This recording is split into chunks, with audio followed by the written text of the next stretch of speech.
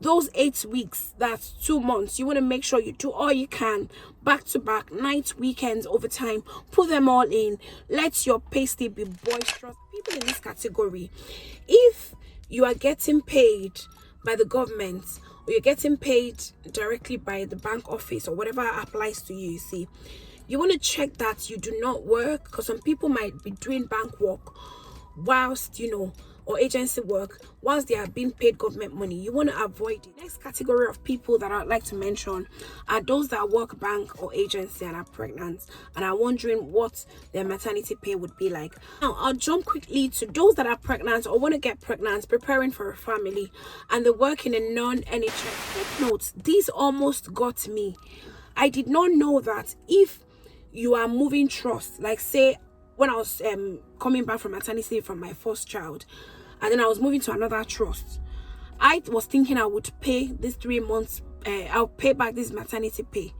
You will not pay back maternity pay if you are leaving your trust. You are in Cumbria, you are then moving to Yorkshire Trust, but they are both NHS. You will not repay anything because they are both still NHS. Remember, the only time you pay back is you're leaving NHS totally to a private sector. Are you pregnant? Hey, congratulations. Are you planning to get pregnant? You're so much of a planner and you're thinking, I do not want to miss out on any of the pays that I'm due, to take, and you'd like to know what to do so that you do not miss out. You fully benefit from, the government's payments, from your employer's payments to you, and you're wondering, okay, what's the best thing to do? When's the best time to be pregnant if I'm just coming into the UK? Or maybe you're pregnant already, you're still back home, you're still processing your visa as a student, as a tier 2 worker, skilled worker, or whatever kind of visa you're coming on, and you're wondering, or whatever method you're coming on, and you're wondering, okay, what does it mean? Like, do I still get payments? Would I be stranded? And all of those questions we'd like to get answers for. Then this video is definitely for you. I will be breaking down some key terms like qualifying week. Some people hear qualifying week, they're like, what's even that? What do they mean? I'll explain the MATS B1 form. I'll explain all you need to know about statutory maternity pay, occupational maternity pay, NHS pay for those that are in the NHS system, maternity allowance, is it a public fund or not?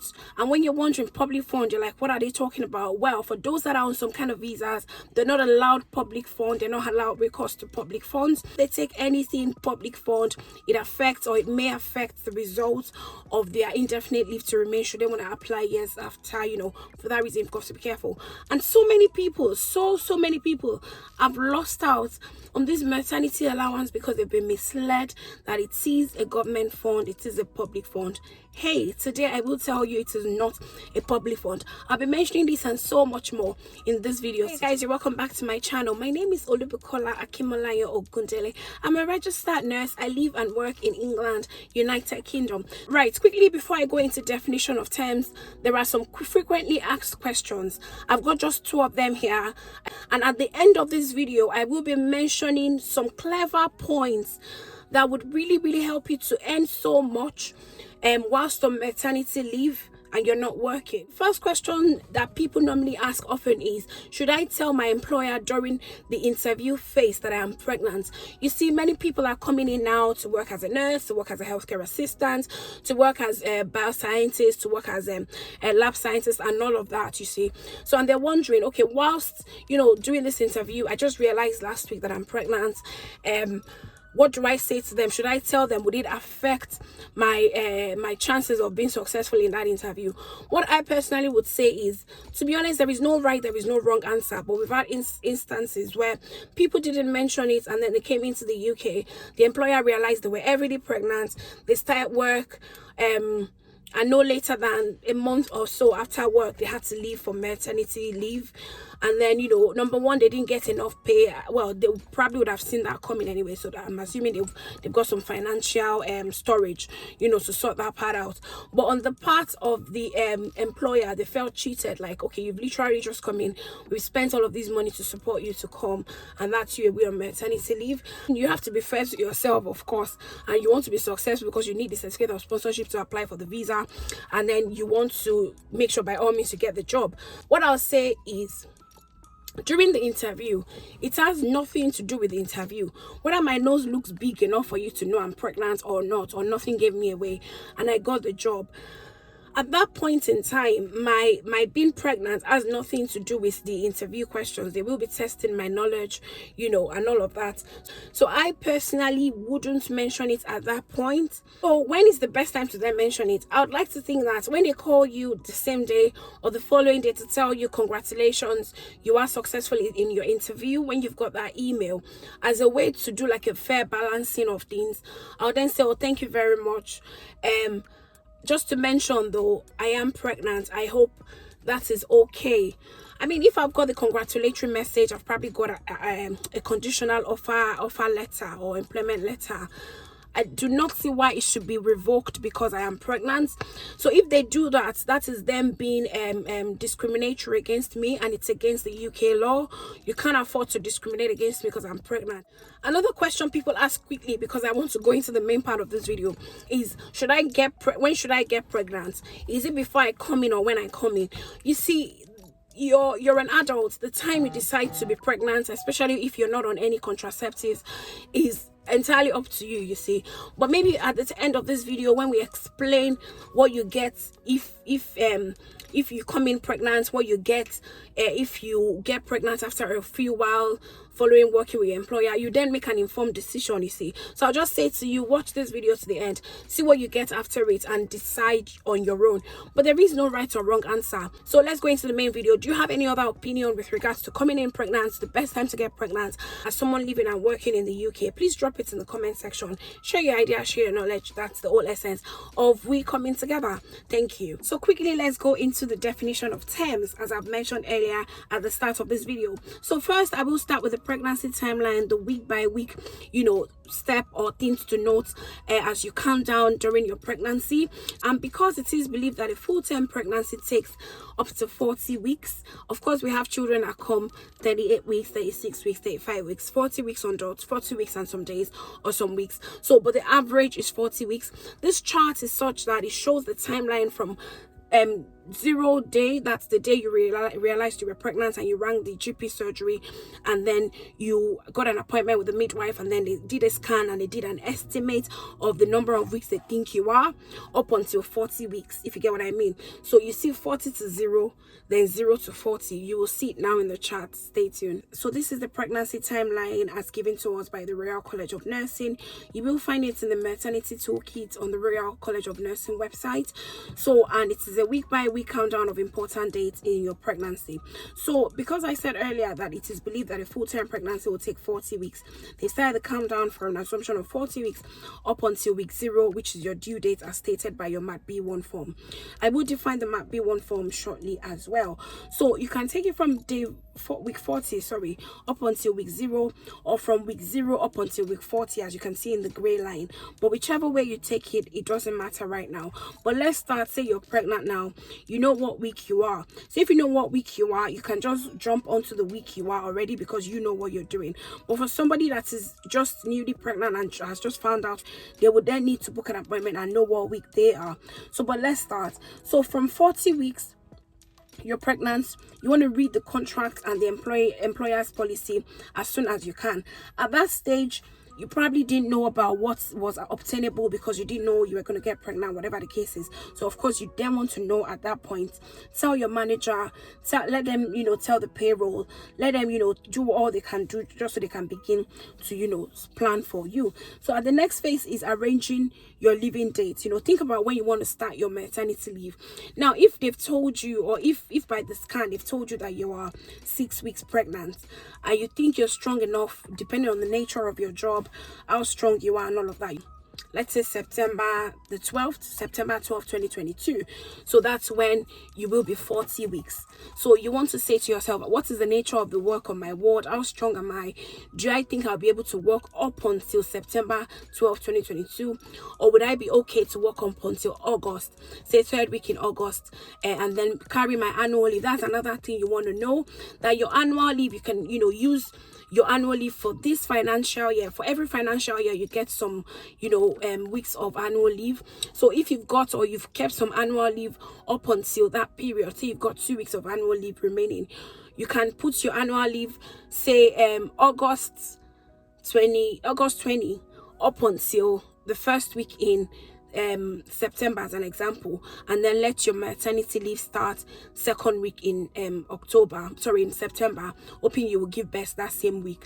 And that way, you get fully paid up until that point, and your maternity pay doesn't start up until that point.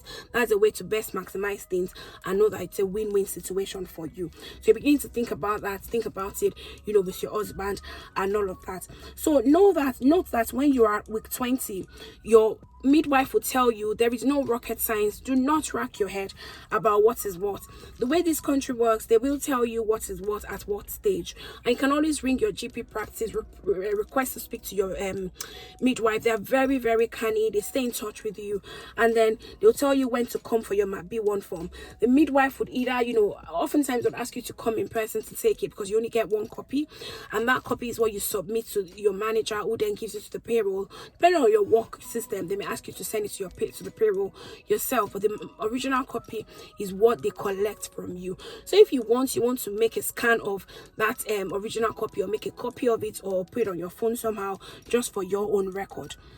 So that is when you get your MAB1 form. Now note, when we're talking about qualifying week, I'll begin to explain qualifying week very soon. So, but note that from week 22 to week 15 into your delivery date, remember, or if you're counting it from the day you got pregnant, that's the gray point.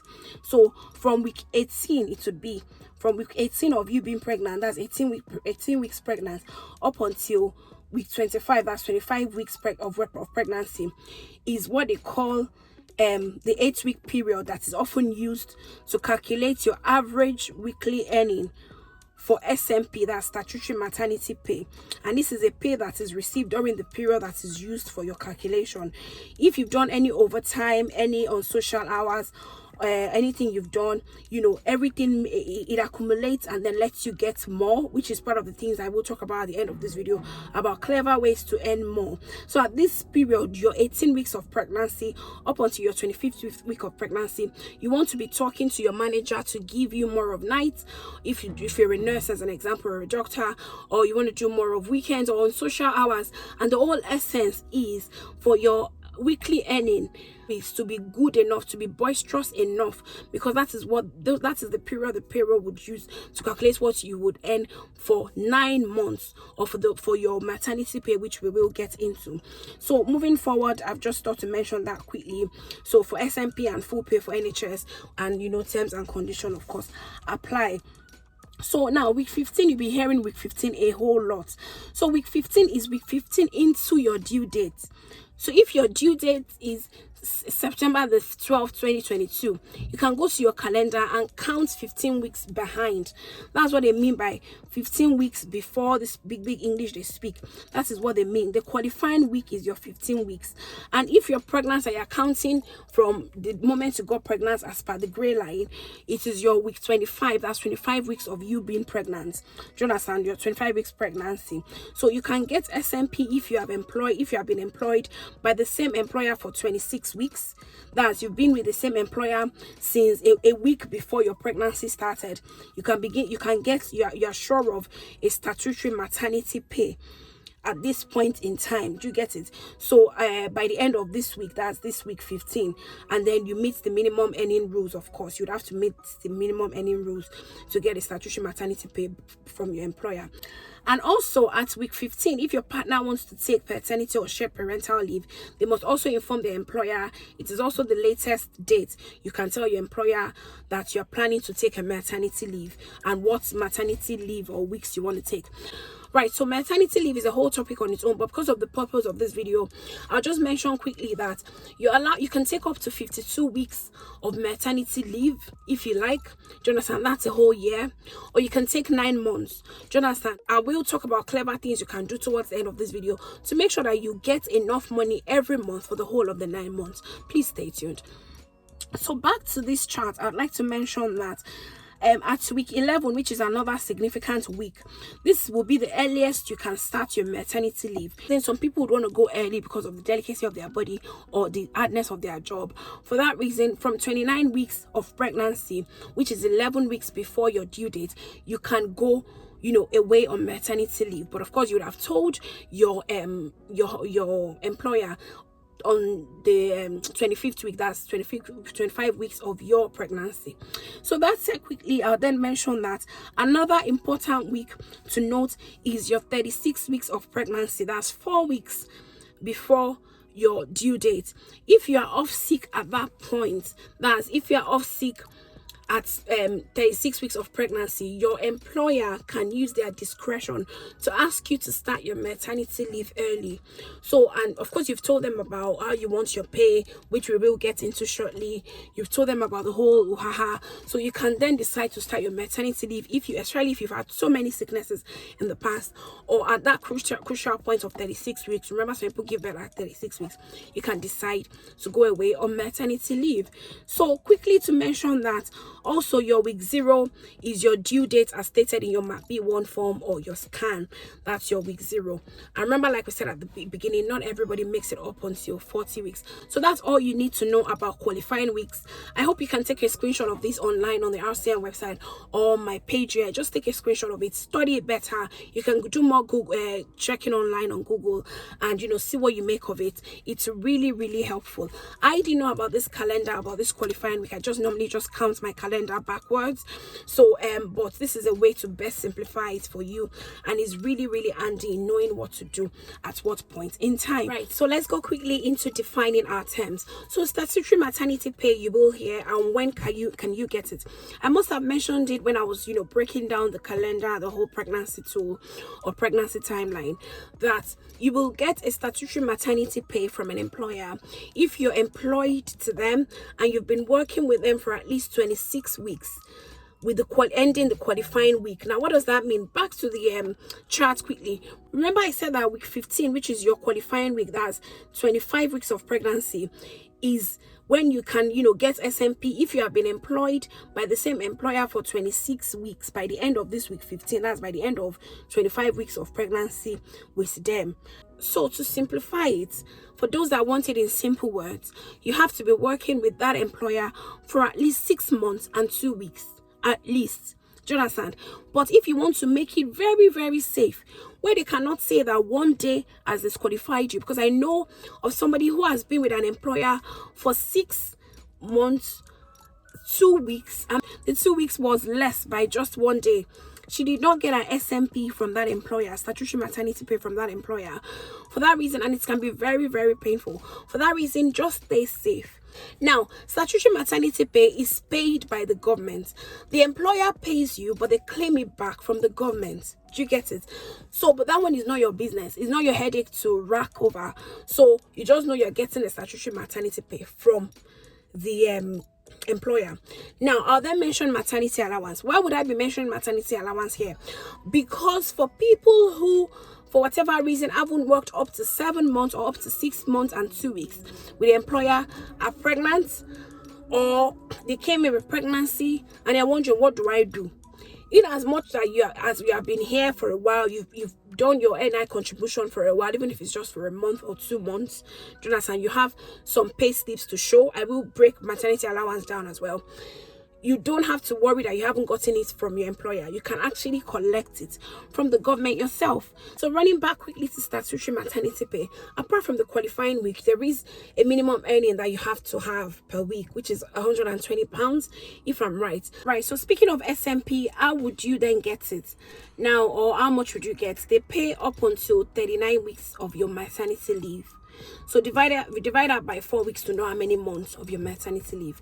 Now, what they'll then say is that they'll pay you 6 weeks of 90% of your average weekly earning. So remember that week when I was talking about the breakdown earlier in the video. They'll now pay for the remaining 33 weeks the S&P standard rate, or 90% of your average weekly earning, whichever one is lesser is what they'll pay for the remaining 33 weeks. So, and remember that the earliest you can begin to call for your S&P is at week 11 before your due date, which is 29 weeks of pregnancy, or 11 weeks before your due date is when you can call for your S&P.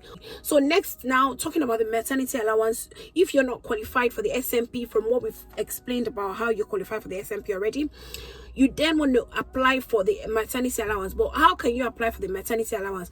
You should be earning at least £30 per week, which is considered little. So also to qualify, you have to, or you must be self-employed or employed for at least 26 weeks of the 66-week period up to the beginning of the week the baby is due. Do not bother yourself. It's not rocket science. By the time your employer tells you you're not qualified for S&P, and then you want to start Googling maternity allowance, you will find it online.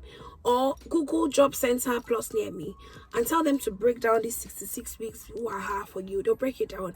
Or go online, check it yourself. It's very simple. So what they did for me in my own instance was they sent me a chart with the whole 66-week thing, and then told me what, it's very, very canny the way the system works. They tell you what each week is, and then you know what 66-week is, and then you know if you qualify indeed. They break it down in that chart that they will send to you, so that you don't have to have any headache over it. If you qualify for this, you'll get maternity allowance. How much did I get? So they told me how much I'll be getting per week. I told them to pay me every monthly. So if I'm right, I think I got it every month or 2 weekly. I'm trying to remember. But everything I got at the end of every month was totaling up until 600 and something pounds, even though I was still being paid by my employer. I'll get there. I'll explain to you how that one went. So but that was what I got paid, and then my employer was paying me the Nhs Pay, and then I added them both up to get all together, and what I got was just about what I would have gotten should I had qualified for the full Nhs Pay. I'll define the full Nhs Pay shortly. To mention quickly at this stage that irrespective of how long you've stayed here in the country, or how long you've worked or you've been employed for, you're entitled to your full 52 weeks if you want to take that a whole year of maternity leave.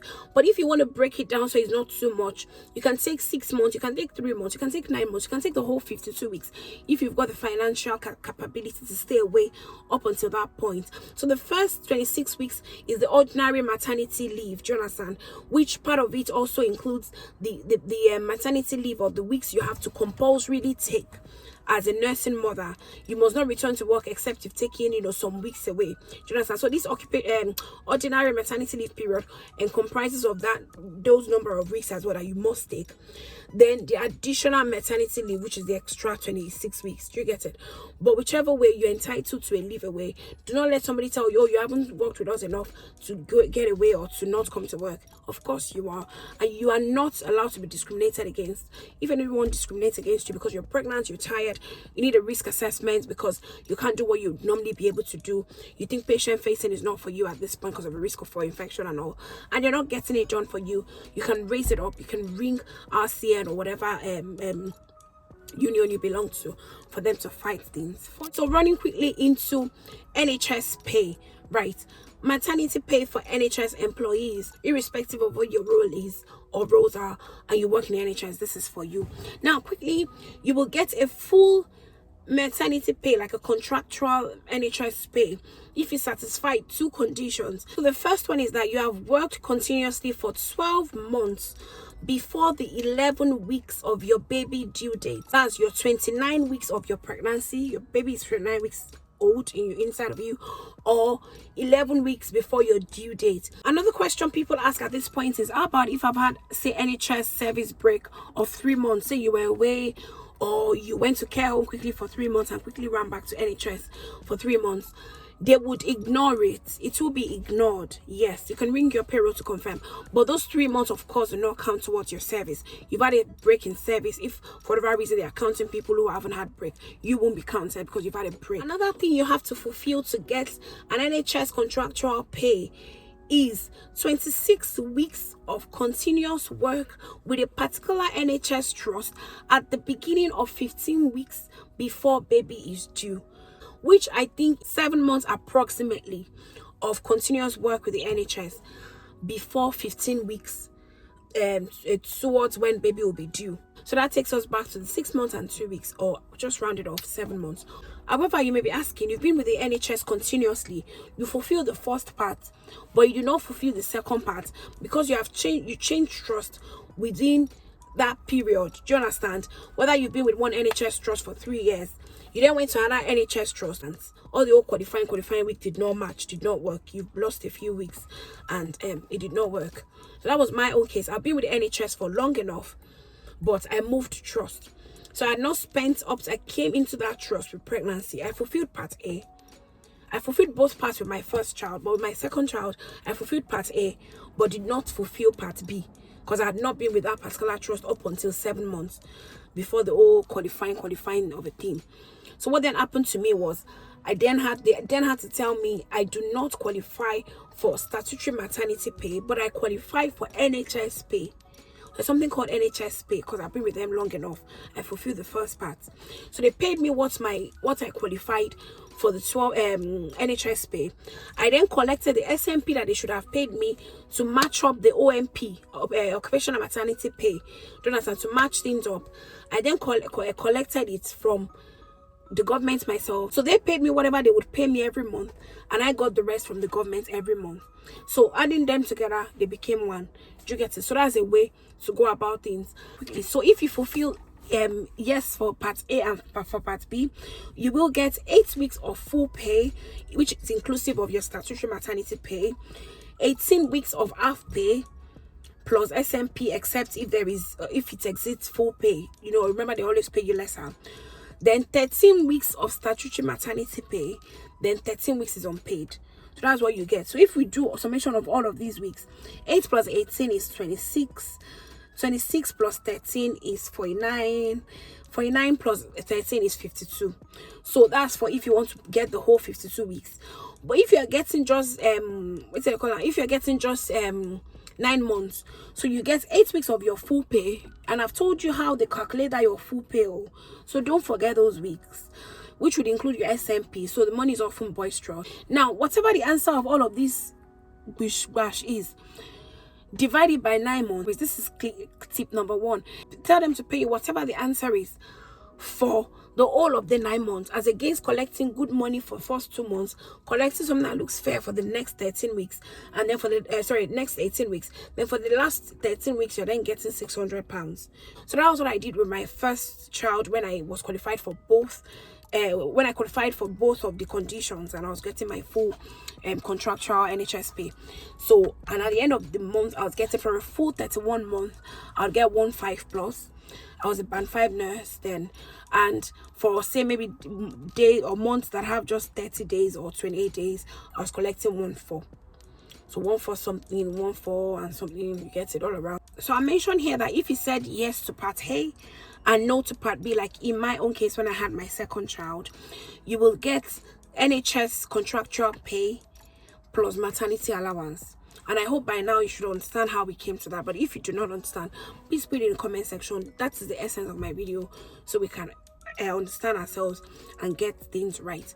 So, and it is the same way, 8 weeks of full pay minus MA, because you get the MA from the government, they'll pay you directly. Then 18 weeks of half pay, 13 weeks of unpaid from your employer, and it is likely, so it is at this point that your MA will come handy because your employer would stop paying you. And then 13 weeks of unpaid. So peradventure you said no to part A because you're new to the UK, you've come straight from back home into the NHS, you've been with the NHS 7 months before your qualifying week, as we explained earlier. Do you understand? But you're not up to 12 months with the NHS put together, or you've moved from care home to NHS and you're not up to 12 months with NHS, but you're up to 7 months before the whole qualifying week, as we explained earlier, then you would qualify for statutory maternity pay for up to 39 weeks. So that's how that one works. Remember, statutory maternity pay is still a maternity allowance, do you understand? Claimed by your employer on your behalf. They will then pay to you directly.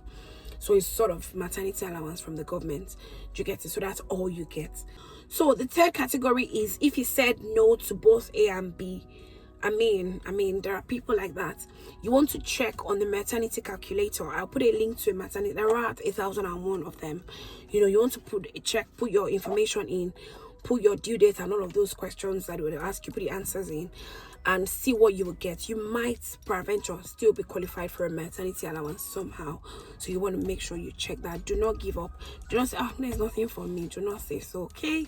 So having explained all of these, I'm breaking them down to the best of my knowledge. Whatever your category is, there are still some rules to taking NHS contractual pay. Number one, you have to return to the NHS for at least 3 months following resumption. Do you get it? What it means is that you cannot finish maternity leave now and then whilst you're on maternity leave, you're done an interview with a care home or a private sector, and then you move from NHS to a private sector straight. You'd have to repay your maternity pay. Peradventure, they paid you maternity pay, not the maternity allowance or the SMP, the maternity pay. You'd have to return it. So I think that would most likely be applicable to people that said yes to Part A and Part B, or to Part A only, whatever your case is. You'd have to repay. So, but take note, these almost got me. I did not know that if you are moving trust, like say when I was coming back from maternity leave from my first child, and then I was moving to another trust, I was thinking I would pay these 3 months, I'll pay back this maternity pay. You will not pay back maternity pay if you are leaving your trust. You are in Cumbria, you are then moving to Yorkshire Trust, but they are both NHS. You will not repay anything because they are both still NHS. Remember, the only time you pay back is you're leaving NHS totally to a private sector. Another payment rule is that you have to tell your employer, sorry, your manager in good time so that she can tell your payroll. If they miss the times they're supposed to put things in, your pay may not come in, and it won't be anyone's fault. And when you tell them, you want to make sure you follow up. You can even go extra lengths and ring payroll yourself to make sure they've gotten the information, because managers can be very, very busy. So that said, I'll then mention that you can calculate your full pay on all of these calculators. Do not forget about calculating them. Now, I'll jump quickly to those that are pregnant or want to get pregnant, preparing for a family, and they work in a non-NHS setting, or a primary setting, or a private setting, or whatever setting. It may not even be health at all. I mean, non-nurses, non-doctors, non-healthcare professionals watch our videos. So, are you a non-NHS person, whatever your category is, and you're wondering, what do I get?